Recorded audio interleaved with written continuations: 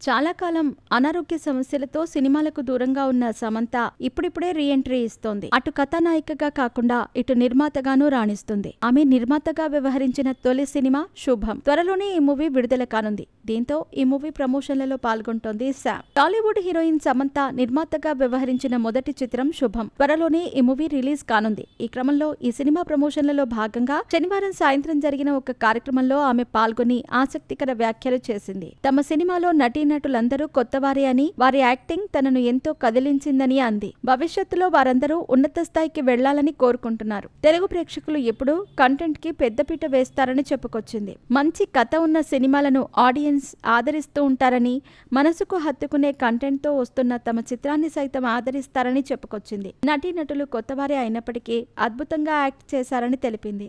నటిగా తన career start చేసినప్పుడు యాక్టింగ్ గురించి పెద్దగా తెలియదని, తాను నటించిన మొదటి 2 సినిమాలు ఇప్పుడు చూస్తే చాలా సిగ్గుగా అనిపిస్తుందని, దారుణంగా యాక్ట్ చేశాననే ఫీలింగ్ వస్తుందని, ఇంకా బాగా నటించవచ్చు కదా అని అనిపిస్తుందని తెలిపింది. కానీ ఇప్పుడు నటీనటులు అలా కాదని, తొలి సినిమానే అయినప్పటికీ ఎంతో బాగా యాక్టింగ్ చేశారని తెలిపింది. జీవితంలో సవాళ్లను స్వీకరించటం తనకు ఇష్టమని, నిర్మాతగా ఇదొక కొత్త ప్రయాణమని చెప్పుకొచ్చింది.